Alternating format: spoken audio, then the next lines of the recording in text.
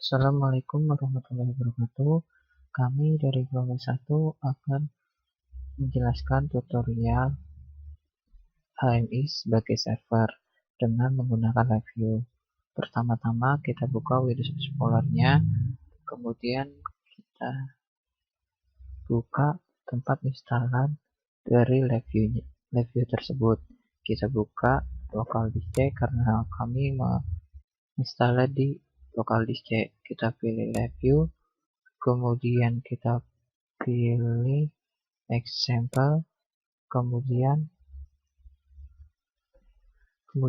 kita pilih data communication, kita pilih protokol, kita pilih TCP, kemudian kita pilih TCP multi connection. Di sini bisa kita lihat ini merupakan program dasar atau program bawaan dari LiveView-nya, di mana di sini ada TCP multi connection sebagai server dan TCP multiply connection sebagai client. Dan di sini di folder control ada TCP multiply connection data dan TCP multi connection states. Untuk itu kita copy saja TCP multiply connection sebagai server, client 1 dan control. Kita copy saja.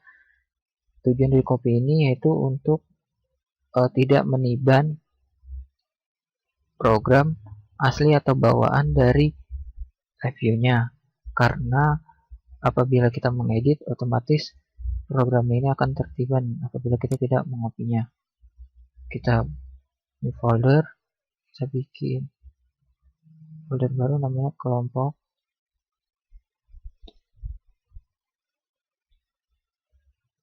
kelompok 1 underscore standalone.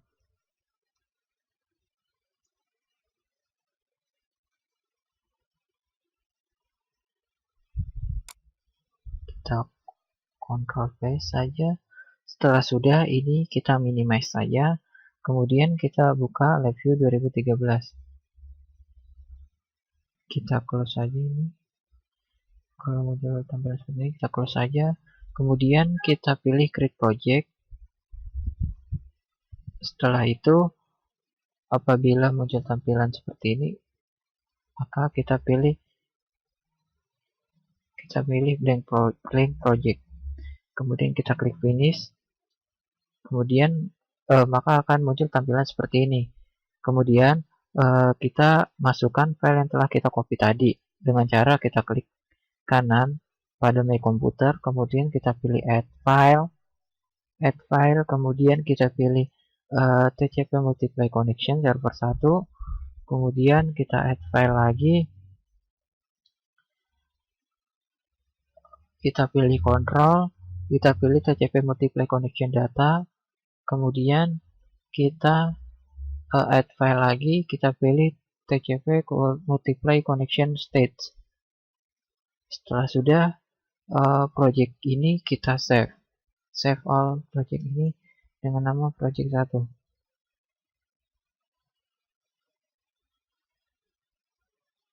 Kita oke.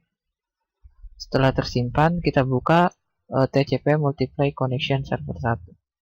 Server ini kita buka.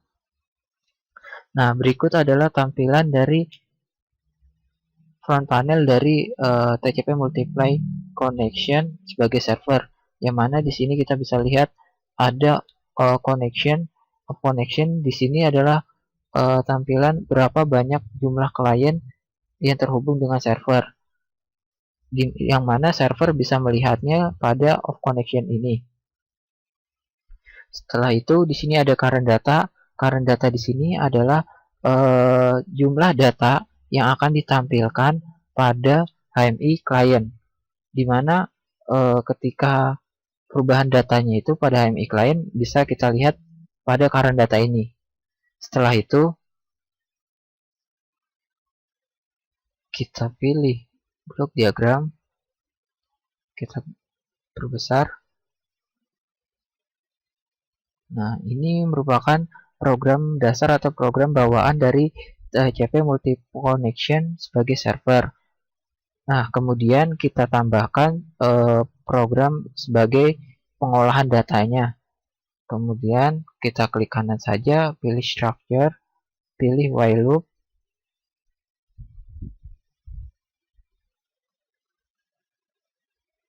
Setelah itu kita klik numeric, pilih add.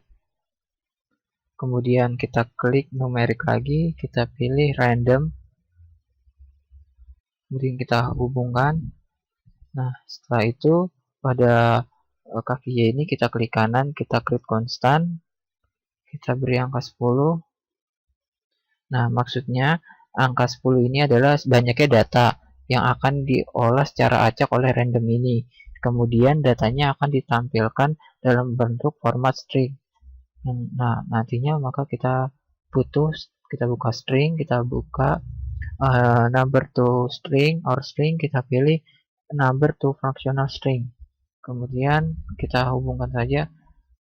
Nah, maka data ini akan mengubah dari data numerik ke data string.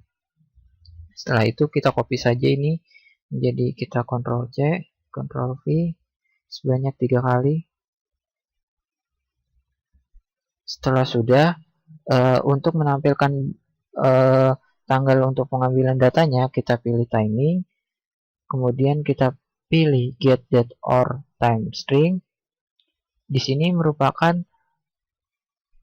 atau menampilkan data dan jam saat pengambilan data yang kita ambil nantinya. Kemudian kita butuh string, kita pilih concatenate string, di mana ini akan menampilkan jumlah data string yang kita inginkan. Setelah itu kita hubungkan date stringnya ini ke concatenate stringnya ini. Kaki 1 dan kaki 2-nya, kaki 3 pada concatenate string ke kaki pada time stringnya. Kemudian kaki 2-nya kita hubungkan ke 4, ke 6,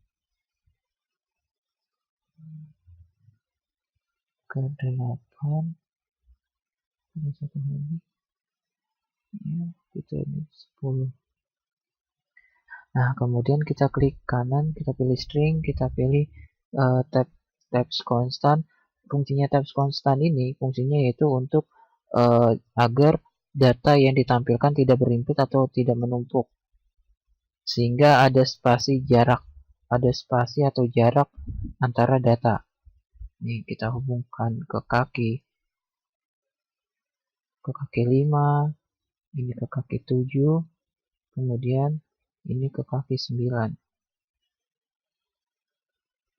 Setelah itu outputnya kita klik kanan, kita create indikator, kita klik kanan, kita view as on, kita hilangkan tanda centangnya. Nah, kemudian kalau kita rubah namanya menjadi data. Setelah sudah, kemudian pada bagian ini kita rubah current datanya atau data yang ada pada ini kita rubah. Kita akan menampilkan data saat pengolahan data ini. Kita rubah saja, kita hapus, kita klik kanan, kita pilih local variable, kita klik kanan, ubah ekstensinya jadi change to read, kemudian kita hubungkan. Setelah itu kita pilih data. Nah, setelah itu kita di sini kita besar jaraknya. Nah, untuk errornya ini, untuk menampilkan besaran errornya, kita klik kanan pada type dialog OK atau message ini, klik kanan kita create constant. Kita pilih continue or stop message ke atas. Kemudian untuk indikator ini kita hapus. Kemudian kita klik kanan, kita pilih boolean, kemudian kita pilih OR, kita sambungkan. Kemudian ini kita sambungkan outputnya ke sini. Kemudian ini kita klik kanan pada kaki X-nya, kita create sebagai control. Kemudian kita klik kita hilangkan ada centang pada view as account-nya, kemudian kita rubah menjadi nama reset. Setelah sudah, kemudian di sini kita beri nama juga, kita pakai local variable, kita buka structure, kita pilih local variable, kemudian ini kita rubah juga menjadi change to read, terus kita sambungkan. Setelah itu kita pilih ekstensinya menjadi reset. Setelah sudah, maka apabila kita akan mengerun atau menjalankan program tersebut, maka ini belum bisa karena di sini masih terjadi error. Kita bisa lihat TCP multi connection tanda silang ini terjadi error. Nah, apabila terjadi error itu maka bisa kita lihat di inisialisasinya. Nah, inisialisasinya kita hapus saja ini. Kita hapus. Kemudian kita pilih di sini, kita pilih data karena kita akan menampilkan datanya. Perhitungan data kita di sini kita pilih create constant. Nah, setelah itu maka ini akan bisa di run. Kita buka front panelnya, kita rapikan pada front panel ini. Ini adalah tombol resetnya. Ini adalah data yang akan dihasilkan nanti. Ini adalah tombol stopnya. Pada tombol stop, kita klik kanan, kita pilih mechanical actionnya, yaitu pada 3, yaitu shoot until release. Nah, setelah sudah, kita perbesar, maka di sini akan muncul jumlah klien yang terhubung dengan server, dan ini datanya akan data yang hasil pengolahan data yang secara random atau secara acak akan ditampilkan di sini beserta dengan tanggal dan jamnya. Kita mulai saja, kita run. Nah, berikut adalah tampilannya. Di sini kita bisa lihat di sini adalah tanggal pengambilannya, di sini berikut adalah jam pengambilannya. Kemudian di sini adalah data yang ditampilkan dari secara acak itu. Setelah sudah, kita stop, kita pilih file, kemudian kita save all. Setelah sudah, kita buka project sebelumnya. Kita buka project yang telah kita buat tadi. Kemudian kita klik pada boot specification. Kita klik kanan, pilih new, pilih application X. Setelah sudah, kita tunggu beberapa saat, maka akan muncul tampilan seperti ini. Nah, setelah ini kita di sini bisa kita lihat di sini build specification name-nya namanya my application. Jadi dalam folder build specification-nya nanti dengan namanya my application. Sedangkan program yang akan dijalankan yaitu application.x ini.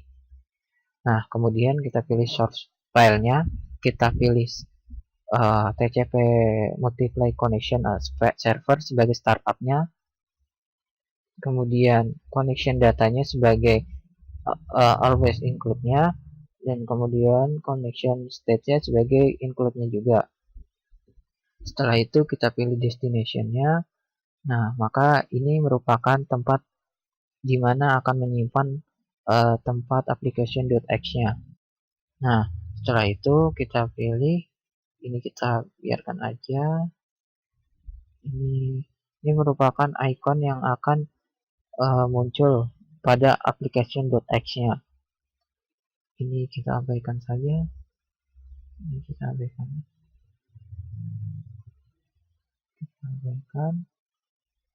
Nah, di sini kita pilih runtime language-nya, kita pilih disablekan saja. Kemudian kita disablekan, kita pilih kita centang yang bahasa Inggrisnya saja. Kemudian setelah sudah, kita preview, kita generate preview. Bisa kita lihat. Nah, berikut adalah tampilan application.x yang akan dibuat nantinya. Nah, kemudian apabila sudah, kita build saja langsung. Kita build.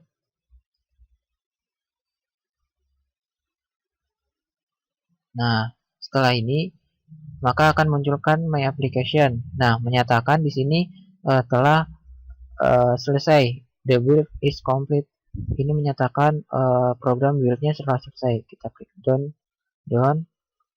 menyatakan telah selesai. Nah, ini kita save all. Setelah selesai, kita close saja ini programnya karena kita akan menjalankan application.x-nya. Kita close saja program reviewnya. Setelah program reviewnya sudah tertutup, kita buka application.x yang telah tadi kita buat. Dimana setelah kita pilih my computer, setelah itu kita pilih data D, terus kita pilih kelompok 1 standalone, dimana tadi yang kita telah simpan tadi. Kita pilih project 1, kita pilih my application. Ini adalah folder yang akan ditampilkan yang pada tadi, pada build specification-nya. Nah, ini adalah program yang akan dijalankan. Cukup sekian tutorial mengenai HMI sebagai server. Kurang lebihnya mohon maaf. Wassalamualaikum warahmatullahi wabarakatuh.